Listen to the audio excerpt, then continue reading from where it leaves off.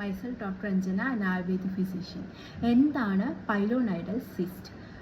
ഇത് നമ്മൾ നട്ടലിൻ്റെ അടിഭാഗത്ത് അല്ലെങ്കിൽ നമ്മുടെ ടെയിൽ ബോണ്ട് അവിടെയായിട്ട് വരുന്നൊരു സിസ്റ്റാണ്. മെയിനായിട്ട് ഇത് ഗ്രോൺ ആയിട്ടുള്ള ഹെയർ അല്ലെങ്കിൽ സ്കിന്ന് കാരണം വരുന്നൊരു സിസ്റ്റാണ്. മെയിൻ സിംറ്റംസ് എന്ന് വെച്ചാൽ ഈ സിസ്റ്റ് വന്നിട്ട് ഉള്ള ഭാഗത്ത് പെയിൻ ഉണ്ടാവും, അതുപോലെ ഒരു റെഡ്നെസ്സും സ്വെല്ലിങ്ങും ഉണ്ടാവും. ഈ സിസ്റ്റ് ഇൻഫെക്റ്റഡ് ആവുന്നതനുസരിച്ച് അതിൽ നിന്ന് പസ് വരാനും അതുപോലെ തന്നെ ഒരു പനി ഒക്കെ വരാനുള്ള ചാൻസ് ഉണ്ട്.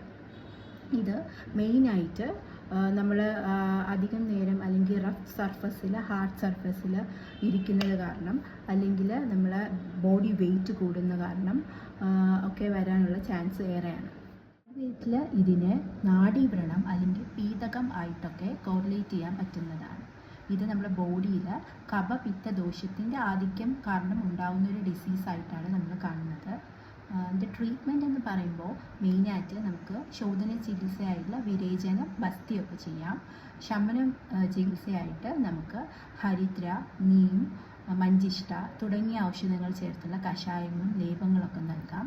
പുറമേ നമുക്ക് വേണമെങ്കിൽ ജാത്യാതിഘൃതം അല്ലെങ്കിൽ ജാത്യാതി തൈലം അപ്ലൈ ചെയ്യാം. അതുപോലെ തന്നെ നമുക്ക് ത്രിഫല കഷായധാരയൊക്കെ നമുക്ക് ഈ ഏരിയയിൽ ചെയ്തു കൊടുക്കാവുന്നതാണ്.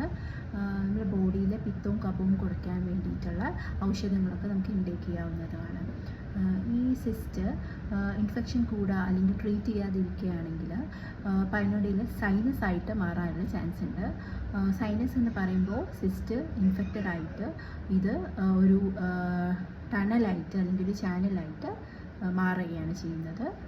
അങ്ങനെ മാറുമ്പോൾ നമുക്ക് ആയുർവേദത്തിൽ ക്ഷാരസൂത്രം പോലുള്ള ട്രീറ്റ്മെൻറ്റ് നമുക്ക് ഇതിൽ ചെയ്യാവുന്നതാണ്.